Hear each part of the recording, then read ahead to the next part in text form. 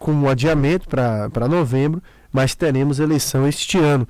Nosso entrevistado é o Marcelo Vitorino, professor de comunicação e marketing político. Como consultor, atuou em campanhas eleitorais em todas as regiões do país e também coordenou a comunicação de instituições governamentais. Participa de discussões sobre legislação eleitoral e combate a fake news. É fundador da Presença Online, primeira escola exclusivamente de marketing político do Brasil. E é com ele que a gente conversa agora. E já que eu introduzi já falando que estamos vivendo tempos de pandemia, eu quero te cumprimentar, agradecer imensamente a sua disponibilidade de falar conosco na manhã desta quarta-feira e já começar perguntando quais os impactos e caminhos da pandemia na política, né? Até que ponto as eleições de 2020 devem ser influenciadas pela pandemia, devem ser impactadas pela pandemia. Um ótimo dia, muito bom tê-lo conosco aqui. Muito bom dia, Fernando. Muito bom dia aos ouvintes. Agradeço até o convite para falar sobre esse momento, né, que a gente vai passar de eleições no meio de uma pandemia. E acredito que muitos candidatos e os eleitores também estão confusos para saber como é que esse processo vai se dar. O primeiro impacto que a gente deve pensar é como é que vai ser uma campanha sem rua. Porque eu acho muito difícil, mesmo com as taxas de contaminação do Covid caindo, mas será muito difícil para o eleitor receber os candidatos em casa, como aconteceu em todos os processos eleitorais, principalmente para o processo eleitoral de eleição municipal, em que os candidatos à vereança batem nas portas das casas, reúnem as pessoas nos pontos do comércio. E esse ano vai ter que ser diferente. O eleitor ele vai ter que ter o contato com os candidatos mais pela via digital do que pela via presencial. Isso também vai deles também agora ter que procurar mais informações sobre os candidatos, porque elas vão chegar menos neles.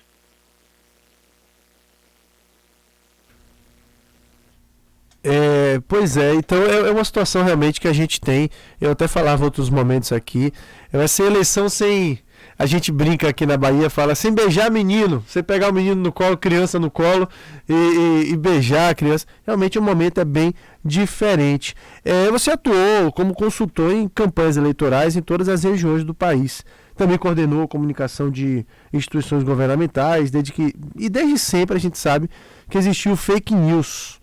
Claro que com outras metodologias, com outras formas, mas a notícia falsa sempre esteve presente e sempre foi um desafio para candidatos nas eleições, né? Alguns, claro,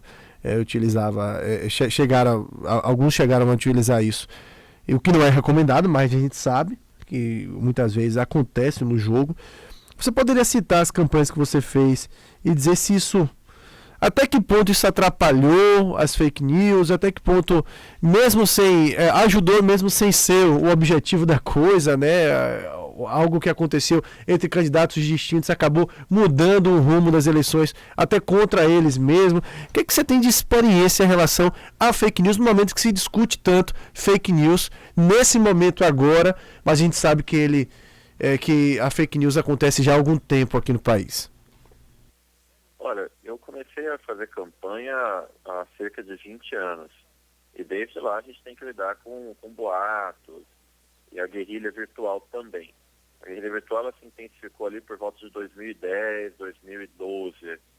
Mas os efeitos eles passaram a ser mais notados depois da eleição do Trump nos Estados Unidos. Mas aí é que se tornou mais público. Mas a gente sempre teve que lidar com isso. Antigamente até candidato fazia o boato no boca a boca, no telefone, distribuía papel na rua com informações falsas sobre o outro, para tentar prejudicar. Então isso não é novo, isso é bem antigo. Só que as pessoas passaram a ter mais olhos depois do Trump. E aí nós tivemos outros movimentos também. A eleição do Macron na França teve bastante fake news. Você teve aquele movimento da separação da Inglaterra lá no bloco europeu, que também teve bastante. No Brasil, eu posso te falar que em 2016 eu fiz a campanha do prefeito Marcelo Crivella para o Rio de Janeiro. E lá a gente teve que lidar com um volume muito grande de boatos sendo espalhados pela internet. Em 2018, eu participei da campanha do Geraldo Alckmin, que também foi muito atacada por boatos via WhatsApp. E não tem muito o que fazer quando é o boato via WhatsApp. Um grande problema da fake news e da guerrilha, como uma forma geral, porque não é só a notícia falsa que é o problema. Você tem também aquilo que não é notícia falsa, o boato que o candidato fez uma coisa ou fez outra, uma informação tirada de contexto. Então você tem outros níveis que prejudicam muito a democracia, porque o eleitor ele acaba não tendo acesso à realidade dos candidatos e aí, na boa fé dele, ele às vezes escolhe um candidato que ele desconhece, mas ele acredita porque ele recebeu uma mensagem pelo WhatsApp. Então, nesse momento, a Câmara dos Deputados está avaliando um projeto de lei que surgiu no Senado, aí agora a Câmara avalia, estão tendo algumas reuniões.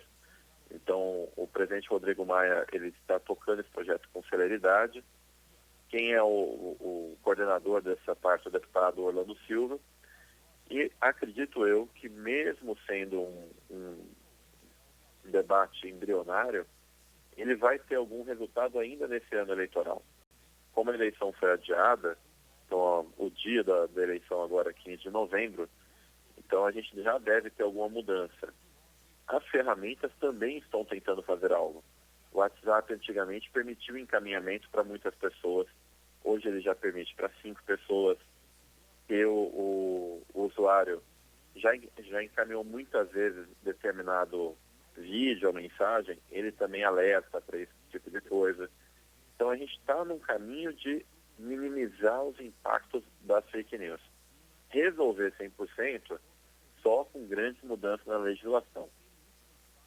Pois é, e a gente fica se perguntando sobre como será essa eleição sob esse ponto de vista, né? Já que com a campanha diferente, a gente acredita que talvez a internet tenha papel importante. Eu quero aproveitar justamente para lhe perguntar isso. O que é que você acredita de formato para as eleições de 2020, tendo em vista essa pandemia, o momento que a gente vive, o que a gente discutiu da própria fake news? Qual deve ser o formato das campanhas para esse ano? Provavelmente o que vai acontecer esse ano é que os candidatos vão ter que usar muito da internet para poder falar com os eleitores. Então, como é que eles vão fazer isso? Eles vão ter que usar as suas redes sociais como canais prioritários, o Facebook, o Instagram, usar muito o WhatsApp para poder falar com o eleitor. E também a minha sugestão para candidato é que use o YouTube com bastante inteligência. O YouTube é um canal muito bom para você distribuir conteúdo. Hoje as pessoas pensam em lives, e muitas delas, quando pensam em lives usando o Instagram, por exemplo. Mas o Instagram não é a melhor ferramenta para live. A melhor ferramenta para live é o YouTube. O Facebook não é a melhor ferramenta para vídeo. O Facebook é uma ferramenta que você pode usar muito bem para distribuir uma enquete, para subir uma foto. Então, vídeo é melhor no YouTube, a interação é melhor no Facebook, e uma imagem ou inusitada, ou uma coisa mais de bastidor, é melhor no Instagram. Então, cada rede tem o seu uso.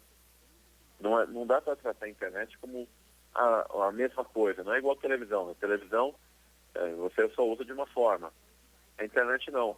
O eleitor, quando está dentro do Facebook, ele quer se entreter e ele quer se relacionar com as pessoas. Você falar de política de uma forma dura, só da sua proposta no Facebook, não vai dar resultado nenhum.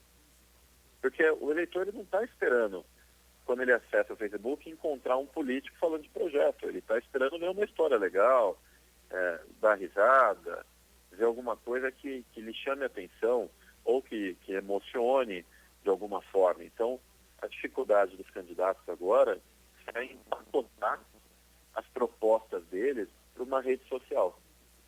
Imagina, Fernando, que você fosse ser candidato. Aí você chega numa festa. Você manda desligar o som, manda as pessoas ficarem quietas e começa a falar de política. Quantas festas mais você será chamado a partir daí? Acho que poucas, né? Verdade. Pois é, e uma reflexão interessante, porque se fazer atrativo em rede social, nem sempre, eu achei muito interessante isso que você falou, nem sempre, infelizmente não devia ser assim, mas a gente tem que encarar essa realidade. Nem sempre é por conta da proposta, por conta do que aquele candidato oferece para o município, já que a gente vai ter eleições municipais esse ano, e realmente muitas vezes aquele que tem as melhores propostas pode não aparecer, porque o outro que é mais engraçado, ou que é mais carismático, aparece ali e muitas vezes obtém até mais votos sem ter o mesmo nível de preparo. Isso é um desafio muito grande para os candidatos e eu acredito que também para quem trabalha com marketing político nesse momento, né? Porque encontrar esse caminho, eu acho que talvez seja um dos desafios mais importantes que se tem nos últimos anos nas eleições, né? Pois é, porque assim, é preciso realmente entender o que é uma rede social e o que a pessoa espera dela. Tem alguns mitos no uso da internet. Então, as pessoas falam que vídeo na internet tem que ser curto, por exemplo. E não é bem assim. Quando você vai pesquisar alguma coisa no Google, ele te leva muitas vezes para um vídeo no YouTube. Como aquele assunto é do seu interesse, você não quer um vídeo curto, você quer um vídeo que te explique aquilo que você foi saber. Então, um vídeo no YouTube, ele chega a ter até mais do que 10 minutos e ele é muito visto. Os maiores personalidades, como o Whindersson, eles não têm vídeo curto no YouTube. Agora, são vídeos que trazem conteúdo que interessa a quem procura. Então, o que os candidatos têm que começar a pensar é não só em querer falar, mas querer falar de uma forma com que o eleitor queira aquele conteúdo. Então, o que é relevante? Relevante não é o que eu tenho para te dizer. Relevante é o que o eleitor tem de interesse e aí eu arrumo uma forma de me comunicar com ele. Mas tem muito curso, tem a internet, se for no meu canal do YouTube, o meu canal do YouTube é youtube.com/Marcelo Vitorino. Lá tem muito conteúdo aberto para candidato. Eu tenho meus cursos que são pagos, mas no meu YouTube tem muito conteúdo gratuito. Então, assim, não é por falta de informação. O candidato não aprende a se comunicar com o eleitor só se tiver preguiça, porque tem muito conteúdo que ensina. Você precisa entender a dinâmica da rede social para poder fazer campanha. Esse ano aqui é um ano que se o candidato que quiser fazer campanha como antigamente, mesmo o candidato experiente vai perder. 2018 já mostrou isso. 2018 você teve vários candidatos que nunca ninguém tinha ouvido falar, que foram eleitos. Porque eles fizeram campanha de um jeito diferente. E esse ano vai ser mais diferente ainda. Esse ano você tem um impulsionamento de conteúdo em rede social. Esse ano, quando você for fazer a substituição da rua pela tela, você vai ter que saber como. Não adianta, então já que não dá mais bater na porta das pessoas, eu vou ter que enviar o WhatsApp. Mas o que eu vou enviar no WhatsApp? O que vai fazer com que alguém fale, poxa, que bacana que essa pessoa me enviou esse conteúdo? Porque tem isso também, né?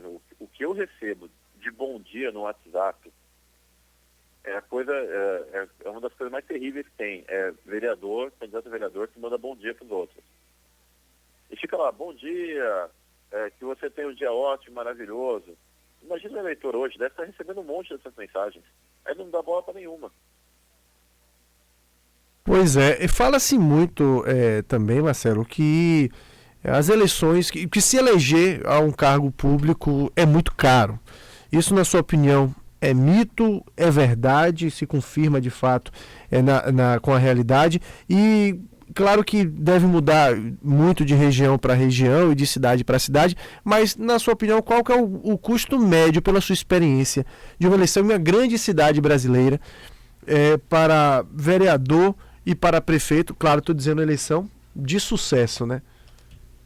Então, isso varia muito, Fernando, porque o custo de uma campanha eleitoral, ele tem muita relação com o nível de conhecimento de um candidato pela população e a sua reputação. E aí eu gosto de brincar que não existe reputação boa ou ruim. Existe reputação grande ou pequena. Então, por exemplo, numa cidade pequena, você tem uma pessoa que ela é conhecida por ser o cachaceiro da cidade. todo mundo conhece ele na cidade, ser o cachaceiro da cidade. Isso é uma boa reputação ou uma reputação ruim? Não tem esse juízo de valor. Porque se ele sair candidato, a cidade toda já o reconhece. Então, é mais fácil para ele fazer uma campanha sem gastar dinheiro. Então, eu já vi campanha de deputado federal gastar R$150 mil e ele ter mais de 70 mil votos. Como eu já vi campanha gastar em 10 milhões e ele não ter 20 mil votos. Então, o valor de investimento em campanha, ele tem a ver com o nível de conhecimento que a população tem a respeito de um candidato. Vou te dar um outro exemplo. Vamos supor que o Luciano Huck resolvesse ser candidato a presidente. Ele não vai precisar gastar para se tornar conhecido. As pessoas já sabem que é o Luciano Huck. Então, o custo da campanha dele vai ser muito menor. Agora, o que o candidato que nunca, que não fez o trabalho prévio, até porque, assim, sejamos bem práticos. Quem deve ser eleito? Uma pessoa que já tem conhecimento da sua região, que tem conhecimento dos problemas, que sabe como resolver, que tem boas ideias, que tem vontade e que tem uma boa relação com as pessoas da comunidade que ele reside. Aí uma pessoa que ela não tem envolvimento com nenhuma instituição, ela não participa da sua comunidade ativamente, ela fala assim, quero ser candidato ou candidata. É claro que ela vai gastar mais. Uma campanha de vereador pode custar, geralmente, em uma cidade grande, chega a custar mais de R$1 milhão. Então, assim, você tem um valor que tem a ver com quanto você vai ter que se tornar reconhecido.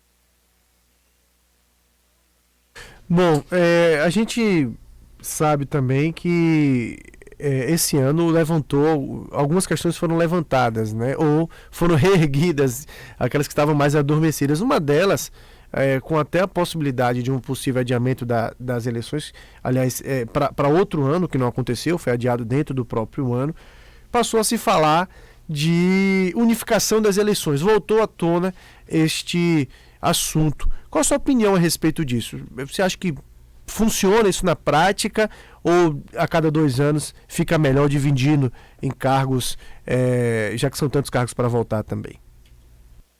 Bom, em relação à unificação de eleições, a gente tem que até lembrar que o Brasil já teve eleição unificada. Isso não é uma novidade aqui. Se eu não me engano, foi ali por 82, creio eu, que na época o governo militar, ele estendeu o mandato de prefeitos e vereadores por 2 anos e unificaram o processo eleitoral. O que acontece quando você tem um processo eleitoral? É um processo em que os candidatos podem apresentar-se e apresentar suas propostas para a população. Se hoje nós temos algo próximo de 500 mil candidatos no país, essas candidaturas têm que ser fiscalizadas pelo Poder Judiciário para que aconteça, né? Tudo certo. Então, o TRE, o TSE. Então, nós temos 500 mil candidatos. E o eleitor vai escolher um vereador e um prefeito, que são do seu município. Se a gente unificasse as eleições, eu ia ter um vereador, um prefeito, um deputado estadual, um deputado federal, um governador, 2 senadores e um presidente da República. Nós estamos falando de 8 candidatos diferentes. Então, uma coisa... Bom, e dentro do marketing político, eu queria que o senhor analisasse alguns possíveis cenários também para 2022. Toda vez que a gente pergunta isso a político, eles respondem, é muito cedo. Não, é muito cedo. É cedo mesmo, não é? Faltam 2 anos para 2022. Sob o ponto de vista do marketing político, nomes começam a ser construídos a partir de agora, na sua opinião? Por exemplo, fala-se muito aí em uma possível chapa, Mandetta e Moro. Claro que é uma coisa ainda muito virtual, mas se coloca a partir do momento que os dois saem do governo. O senhor arriscaria também falar em outras possíveis alianças? O que é que o senhor está vendo aí de cenário sendo montado, principalmente sob o ponto de vista do marketing político? O que é que funciona nesse momento? O que é que o senhor acha que acontece concretamente de construção mesmo, com 2 anos de antecedência? Não tem mais esse negócio de antecedência no marketing político, não, viu? Agora, uma campanha... Nos Estados Unidos já era assim, uma campanha pensada com 24 a 48 meses de antecedência. No Brasil, os candidatos geralmente deixa para 6 meses antes do pleito. Só que isso não vem funcionando, porque não dá mais tempo de você construir ou de você ampliar a reputação de um candidato em 6 meses.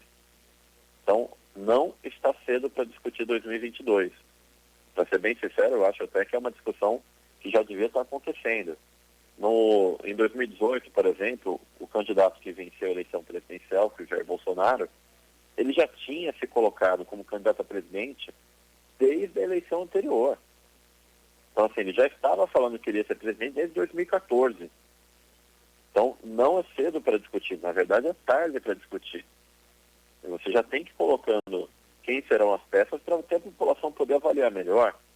Então, provavelmente você tem um cenário aí com o Moro numa chapa. Eu acredito que o Moro deve sair numa chapa como a do Podemos. Não sei se o Mandetta vai. Eu acredito mais numa composição mais conservadora do ponto de vista da política. No Podemos, pode sair o Moro? Pode. Eu vejo o Luciano Huck com uma peça que pode ser lançada como uma terceira via. O Jair Bolsonaro, a gente acredita que sai a reeleição, mesmo ele tendo dito durante a campanha dele que ele não faria reeleição. A gente tem que lembrar disso. O Ciro Gomes provavelmente deve sair de novo candidato pelo PDT. Agora, você tem uma carência de nomes, né? Do lado esquerdo, ali, do pessoal mais ligado ao social, junto com o PT, você tem o Flávio Dino, que é um governador conhecido, que pode sair candidato. Não acredito que o Haddad saia.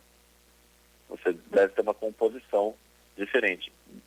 O Lula é impraticável a candidatura dele, não teria como ele sair candidato de forma alguma. Então a gente tem que esperar para ver se não surge um novo nome também. Uma dessas sai, você pode ver que eu só falei em candidatos homens, né?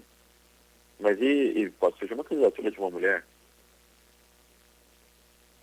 Pois é, e nesse momento eu concordo contigo, né? As pessoas falam que os políticos muitas vezes falam que tá cedo, mas a gente sabe que internamente muita coisa já está sendo discutido mesmo, né? Na verdade, não se quer antecipar as informações que podem, claro, também não vir a ser confirmadas.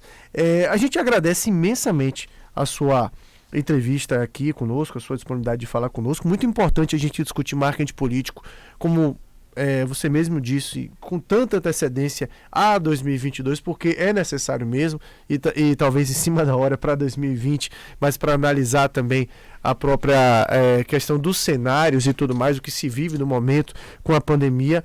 E exemplo do que a Ana Paula, nossa produtora, lhe disse, eu vou falar também. Acho que talvez a gente te incomode um pouco mais daqui até as eleições, viu? Porque é realmente muito legal discutir esse assunto contigo. Muito bom tê-lo aqui, a gente agradece imensamente, tá?